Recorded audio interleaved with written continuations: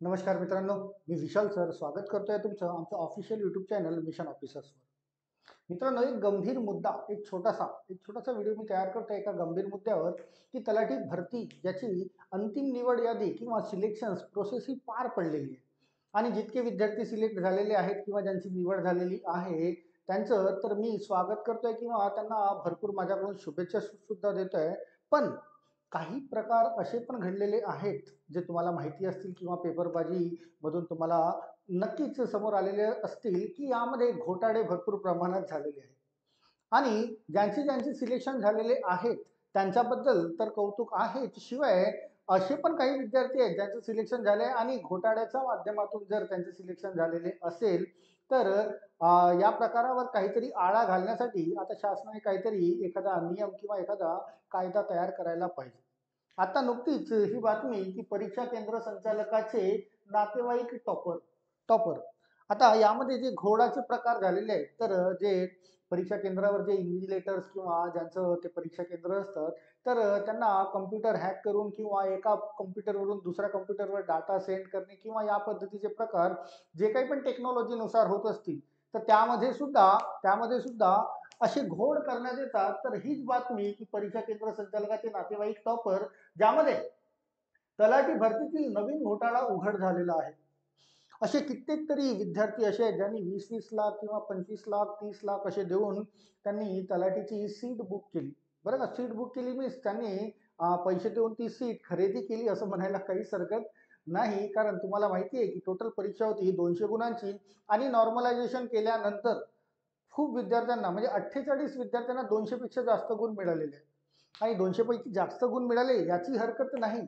But अशा विद्यार्थ्यांचे पण सिलेक्शन झालेले आहेत, जे इतर परीक्षांमध्ये कधीच इतके जास्त गुण घेऊन आलेले नाहीये. खूप सारे पुरावे विद्यार्थ्यांनी किंवा इतर संघटनेनी शासनाला देण्याचा प्रयत्न केला, पण त्याचा काहीच फरक पडलेला नव्हता आणि फायनली अंतिम निवड त्यांनी डिक्लेअर केली होती.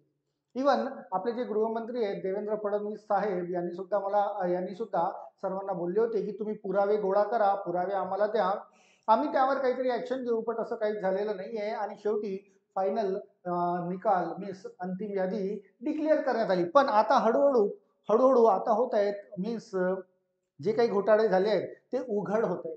त्यामधील पहिला हा घोटाळा बघा, तलाठी भरतीतील नवीन घोटाळा. महत्वाची ही न्यूज वाचून घेऊ आणि ही पूर्ण न्यूज आपण वाचू आणि आपण चर्चा करूया, की लातूर शहरातील गुरु ऑनलाईन परीक्षा केंद्रात हा गैरप्रकार घडलेला आहे, झाल्याची तक्रार प्राप्त झाली.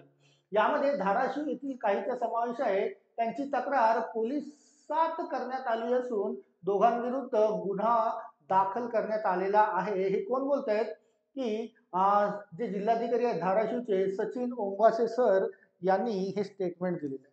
आता ऍक्च्युली झालेलं काय आहे, की हा लोकसत्ता नागपूरमध्ये आलेली ही बातमी आहे, की तलाठी भरतीच्या लातूर येथील एका परीक्षा केंद्रावर मोठा गैरप्रकार झाल्याने समोर येत आहे. या परीक्षा केंद्र संचालकाचे नातेवाईक या परीक्षेत टॉपर असल्याची माहिती आहे. ज्या केंद्रावर परीक्षा घेण्यात आलेली आहे त्याचे जे नातेवाईक होते, त्यांना काहीतरी चीट पुरवून त्यांना टॉपर करण्यात आलेलं आहे, अशी माहिती आलेली आहे. परीक्षेनंतर 5 जानेवारी 2024 रोजी सर्व उमेदवारांच्या गुणांचे सामान्यीकरण करून जिल्हानिहाय निवड याद्या जाहीर करण्यात आल्या. यात लातूर शहरातील गुरु ऑनलाईन परीक्षा केंद्रात गैरप्रकार झाल्याचे समोर आले आहे. परीक्षा केंद्रातील कर्मचारी किंवा स्वतः केंद्राचा संचालक यात सहभागी असल्याचा संशय व्यक्त होत आहे. जे केंद्र होते त्याचे जे संचालक किंवा त्याचे जे कर्मचारी असतील, त्यांनी त्या विद्यार्थ्यांना त्याचे जे नातलग होते किंवा जवळचे होते त्यांना परीक्षा केंद्रामध्ये मदत करण्यात आलेली आहे असा संशय आहे. बरं का, असा संशय व्यक्त होतो. स्पर्धा परीक्षा समन्वय समितीने या प्रकाराकडे लक्ष वेधले आहे. धाराशिव जिल्ह्यातील तलाठी भरतीचे टॉपर असलेल्या काही काही उमेदवाराबाबत पुरावे या समितीकडे होते. त्या बळावर धाराशिव जिल्हाधिकारी कार्यालयात तक्रार देण्यात आली. त्यांनी काही पुरावे गोळा केले असं उपमुख्यमंत्री साहेबांनी तर बोललेच होते, की पुरावे गोळा करा. त्यांनी पण पुरावे गोळा केले आणि त्यांना तक्रार देण्यात आली. नंतर परीक्षा देणाऱ्या उमेदवारांच्या संगणक वापराची परवानगी दुसऱ्या संगणकावर दिल्याचे या तक्रारीत म्हटले. संगणक आहे, टेक्नॉलॉजी भरपूर वाढलेली आहे बरं का. चीटिंग कोणी कशा पद्धतीने करतील सांगता येणार नाही. तर एका एका संगणकावरून दुसऱ्या संगणकावर या चीट किंवा या पद्धतीने त्यांना मदत करण्यात आली वापरायची दुसऱ्या संगणकावर दिल्याच्या तक्रारीत म्हटले आहे. लातूर येथील परीक्षा केंद्रावरून सर्वच जिल्ह्यासाठी अर्ज केलेल्या उमेदवारांनी ऑनलाईन परीक्षा दिली होती, पण फक्त धाराशिव येथील फक्त धाराशिव येथील टॉपर धाराशिव येथील जो टॉपर आहे उमेदवारांवर कारवाई झाली, परंतु इतर जिल्ह्यातील टॉपरची चौकशी कधी होणार?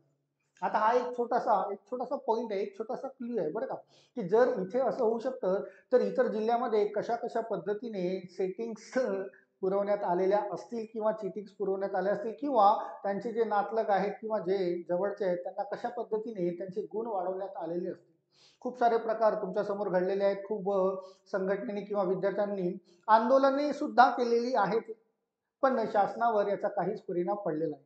बरं, मला पण असं वाटत नाही की समोर परिणाम व्हावा, पण समोर असल्या कुठल्याच भानगडी व्हायला नको. जे प्रामाणिकपणे अभ्यास करतात विद्यार्थी, प्रामाणिकपणे करतात, मीन्स त्यांनी जे केलेली मेहनत आहे ते त्याच्यावर पाणी फिरायला नको. जे खरंच मेहनत करतील त्यांनी सीट घेऊन जावी.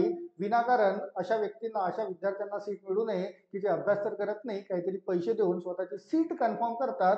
त्यामुळे यावर चौकशी होणे गरजेची आहे. परंतु इतर जिल्ह्यातील टॉपरची चौकशी कधी होणार असा प्रश्न तयार केला आहे. असा प्रश्न स्पर्धा परीक्षा समन्वय समितीने विचारला आहे. या प्रकरणाचा तपास न्यायालयीन चौकशी समितीद्वारे करावा यासाठी मुंबई उच्च न्यायालयात याचिका दाखल करण्यात आली आहे. मुंबई उच्च न्यायालयात हे तपास व्हायला पाहिजे. जितके पण सिलेक्शन झालेले आहेत त्या सर्वांचा तपास व्हायलाच पाहिजे. तसेच SIT मार्फत तपास करावा अशी ही मागणी होते. लातूर येथील एका परीक्षा केंद्रावर वेगवेगळ्या प्रकारचे तंत्रज्ञान वापरून पेपर सोडवल्याचे कळते. अनेक जिल्ह्यातील उमेदवार लातूर केंद्रावरून गैरप्रकार करून उत्तीर्ण झाले आहेत. यात केंद्राशी निगडीत व्यक्तीचा पुतण्या, बहीण आणि इतर नातेवाईकांचाही समावेश आहे, असा आरोप स्पर्धा परीक्षा समन्वय समितीचे अध्यक्ष राहुल कवठेकर यांनी केलाय. त्यांचं म्हणणं असं आहे राहुल कवठेकरचं, की जर लातूर सारख्या जिल्ह्यामध्ये असा प्रकार घडू शकतो तर इतर जे 36 जिल्हे आहेत तिथे कसे कसे प्रकार घडले असतील त्याची चौकशी करण्यात यावी. ज्या काही विद्यार्थ्यांची निवड झालेली आहे त्यांच्याबद्दल तर नेहमी आदर राहीलच, पण त्या सर्वांची चौकशी व्हायला पाहिजे. कारण खूप सारे घोटाळे यामध्ये समोर आलेले आहेत. जे खरंच मेहनत करून पास झालेले आहेत त्यांचं तर स्वागत आहेच, पण ज्यांनी मेहनत केलेली नाहीये आणि दुसऱ्या विद्यार्थ्यांची, ज्यांनी चांगले गुण घेतले, ज्यांना सीट मिळाली नाही, त्यांची सीट जर त्यांनी हिसकावली असेल तर त्यांच्यावर कार्यवाही डेफिनेटली व्हायला पाहिजे.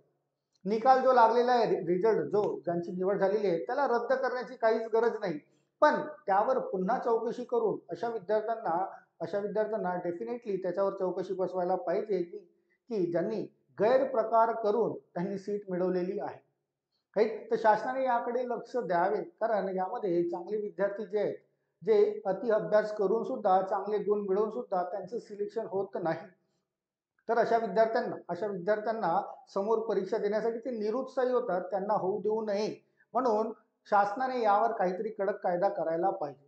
खूप सारे पुरावे विद्यार्थ्यांनी किंवा इतर संघटनेने दिलेले आहेत, तर शासनाने थोडा विचार करावा की जो लागलेला रिझल्ट आहे तो तसाच असू द्यावा, बट ज्या विद्यार्थ्यांवर संशय आहेत त्यांच्याबद्दल थोडीशी तपास यंत्रणा वाढवायला पाहिजे शासनाने.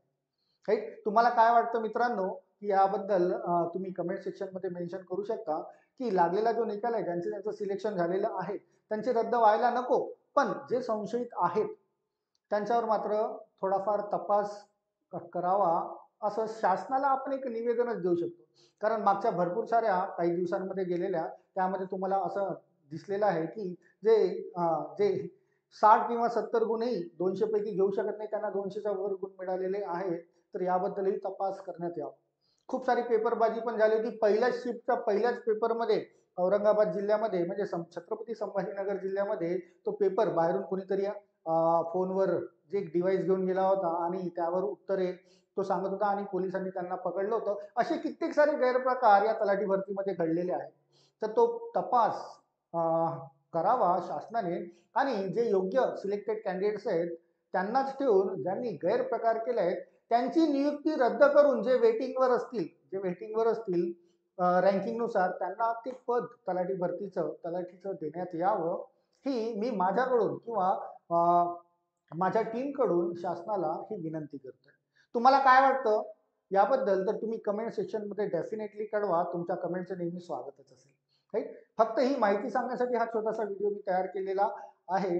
तर तुम्हाला काय वाटतं तुम्ही डेफिनेटली कमेंटमध्ये मला कळवा आणि तुमच्या कमेंटची वाट नेहमीच बघत राहील.